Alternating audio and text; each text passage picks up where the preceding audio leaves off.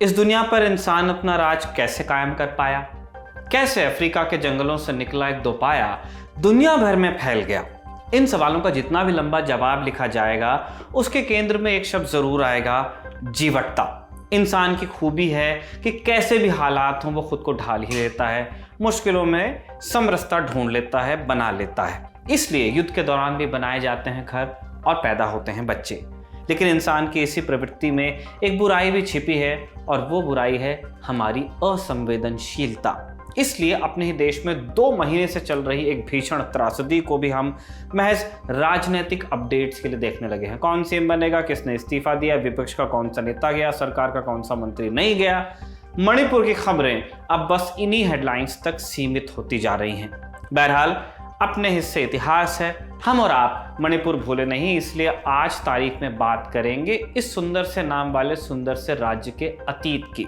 नमस्कार, मेरा नाम है निखिल और आप देख रहे हैं ऐतिहासिक किस्सों कहानियों से जुड़ा रोजाना का कार्यक्रम तारीख।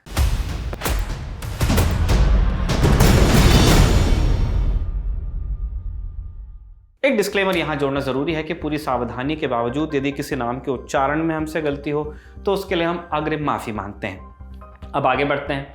बिल्कुल शुरुआत से शुरू करें तो मणिपुर का सबसे पहला जिक्र महाभारत में मिलता है। यहाँ के राजा चित्रवाहन की बेटी चित्रांगदा से अर्जुन की शादी हुई थी। मणिपुर के कई पूर्व शासकों ने खुद को अर्जुन का वंशज भी कहा है। अब उन्होंने कहा तो है, लेकिन मिथक और इतिहास में कितना मेल है? स्वयं महाभारत के हिसाब से आप देखेंगे तो ये वाला मणिपुर जिसका जिक्र है महाभारत में, वर्तमान उड़ीसा के आसपास स्थित था। इसलिए आज वाले मणिपुर और महाभारत वाले मणिपुर को एक कहने में समस्या है। मणिपुर के इतिहास का सबसे महत्वपूर्ण सोर्स चेथारोल कुंबाबा नाम का एक ग्रंथ है, जिसमें मणिपुर के अतीत के तमाम शासकों की कहानियां हैं। ये ग्रंथ भी चूंकि वाचिक परंपरा से आगे बढ़ा, इसलिए इसमें कितनी बातें पूरी तरह प्रामाणिक हैं कहना मुश्किल है। वाचिक माने कहते हुए, एक ने कहा दूसरे से और ऐसे आगे बढ़ा।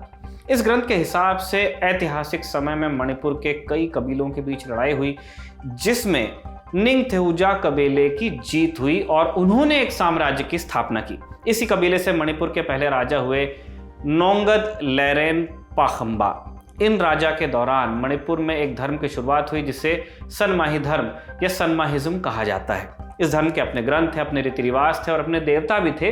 इन्हीं में से एक ड्रैगन देवता पाखंबा को मणिपुर राज्य ने अपना स्टेट एम्बलम बनाया और उनके झंडे में भी इसे देखा जा सकता था। वहीं दूसरे देवता कांगला शाह के नाम पर राज्य की राजधानी को कांगला नाम मिला और आगे जाकर इस राज्य का नाम पड़ गया कांगलेई पाक। कांगला 1891 तक मणिपुर की राजधानी रहा, जहां कांगला शाह की 2 विशाल मूर्तियां शहर के गेट पर बनाई गई थी। इन मूर्तियों का शरीर शेर का और सर ड्रैगन का था, जिनके 2 सींग भी थे।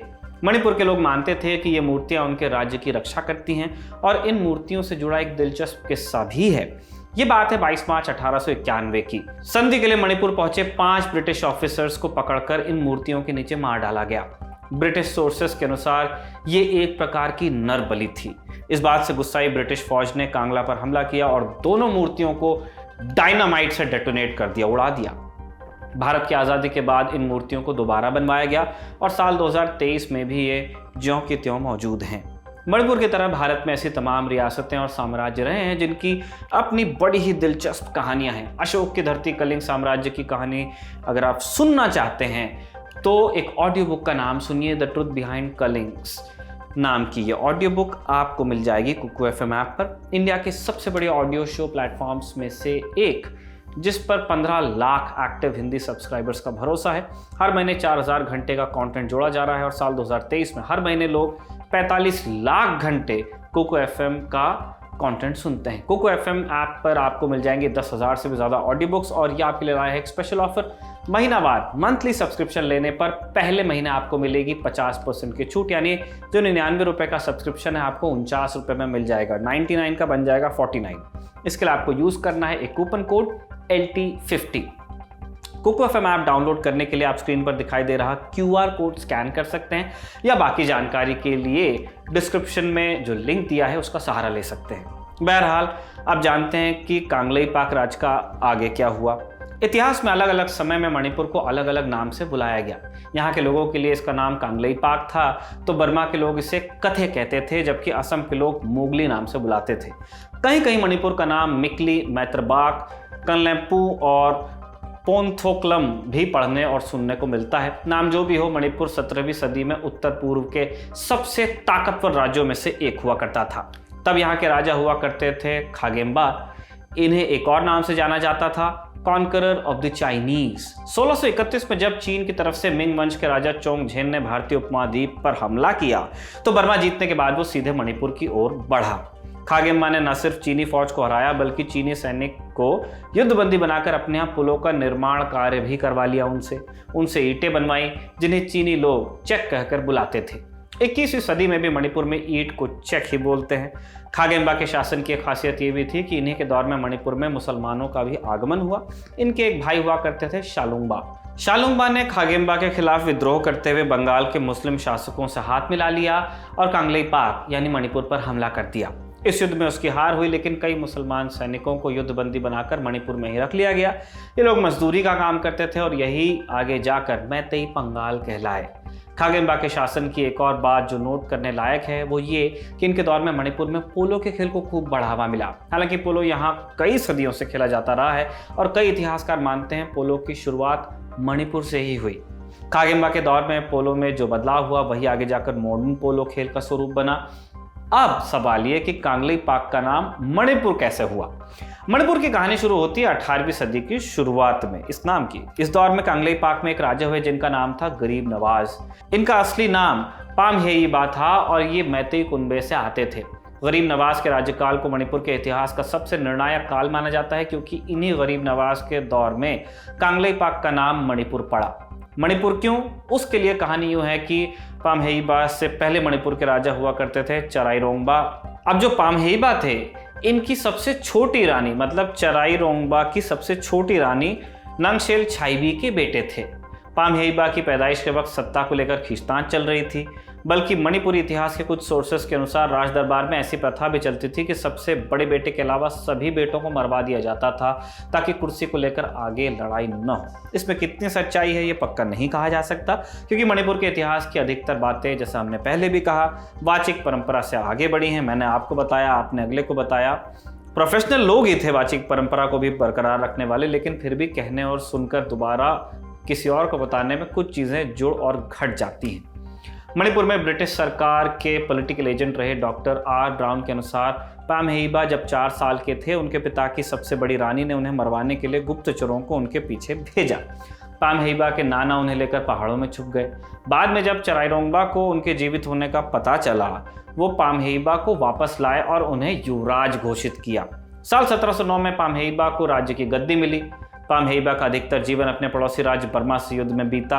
उधर से हमला होता भी था, हिस्ट्री हमने अभी थोड़ी देर पहले देखी। युद्ध की शुरुआत हुई एक अपमान को लेकर। हुआ यूं कि पामहेइबा की बहन की शादी बर्मा के एक राजा के साथ हुई, लेकिन बच्चा पैदा होने के बाद बर्मा के राजा ने पामहेइबा की बहन की बजाय दूसरी रानी को तरजीह देना शुरू कर दिया। इस बात से गुस्सा होकर पामहेइबा ने बर्मा पर आक्रमण किया। पामहेइबा ने ताउम्र कई लड़ाइयां लड़ी और अपने राज्य का विस्तार भी किया। हालांकि उन्हें इस बात के लिए ज्यादा जाना जाता है कि उनके दौर में मणिपुर में हिंदू धर्म का प्रसार हुआ। इतिहासकार ज्योतिर्मय रॉय अपनी किताब मणिपुर का इतिहास में लिखते हैं, मैतेई महाराजा पामहेइबा को ही गरीब नवाज के नाम से जाना जाता था, जिन्होंने इस इलाके में हिंदू धर्म की स्थापना की या उसे इंट्रोड्यूस किया।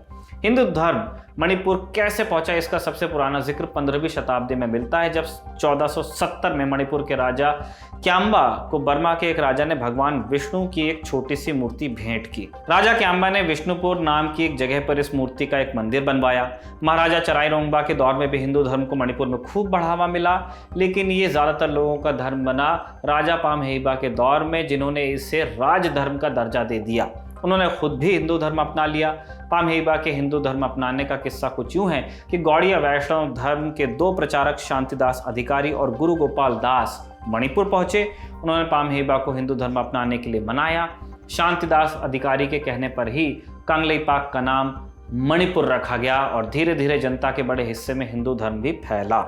इसी किस्से को लेकर राजा पामहेइबा पर यह आरोप भी लगता है कि उन्होंने राजधर्म फैलाने के लिए मणिपुर के पौराणिक ग्रंथ, जिन्हें पुया कहा जाता है, उन्हें जलाने का आदेश दिया था। एक आरोप यह भी है कि पामहिबा ने सत्ता के बल पर लोगों को जबरदस्ती धर्म की दीक्षा दिलवाई, इल्जाम है ये। इसके बावजूद पामहिबा अपने दौर के एक लोकप्रिय राजा बने रहे, जिसके कारण आगे जाकर उन्हें गरीब नवाज की उपाधि मिली और उन्हें फिर इसी नाम से जाना गया। महाराजा गरीब नवाज का शासनकाल 1751 तक रहा। इसके बाद क्या हुआ? 1800 के बाद अंग्रेजों ने भारत में शासन पर पकड़ बनानी शुरू की और तब नॉर्थ ईस्ट पर भी उनकी नजर गई। कई साल तक वो अपना एक पॉलिटिकल एजेंट वहां भेजते रहे। फिर 1891 के अप्रैल महीने में ब्रिटिश फौज ने मणिपुर पर हमला किया। अंग्रेजों ने 5 साल के चुराचंद को मणिपुर की गद्दी सौंप दी और पॉलिटिकल एजेंट के मार्फत वहां की सत्ता चलाते रहे। महाराजा चुराचंद ने 1941 तक मणिपुर पर शासन किया, जिसके बाद महाराजा बुधाचंद्र सिंह को मणिपुर की गद्दी मिल गई, जिन्होंने 1949 तक मणिपुर पर राज किया। मार्च 1944 से जुलाई 1944 के बीच मणिपुर का एक हिस्सा जापान की सेना के अधिकार में रहा। हम जानते हैं सेकेंड वर्ल्ड वॉर में उधर से वो लोग आए थे चल के, और इस दौरान उन्होंने राजधानी इम्फाल पर भारी बमबारी भी की। 1947 में जब भारत आज़ाद हुआ, ब्रिटिश हुकूमत ने यहाँ की सत्ता पूरी तरह महाराजा बुधाचंद्र को सौंप दी थी। मणिपुर की आज़ादी का दिन 28 अगस्त को माना जाता है, क्योंकि इस रोज़ बुधाचंद्र कांगला पहुंचे थे, जहां जश्न के तौर पर 18 तोपें भी दागी गई। मणिपुर का भारत में विलय कब हुआ? ये तारीख थी 21 सितंबर 1949 की, जब महाराजा बुधाचंद्र ने विलय के दस्तावेजों पर हस्ताक्षर किए और उसी साल 15 अक्टूबर को मणिपुर भारत का अभिन्न अंग बना।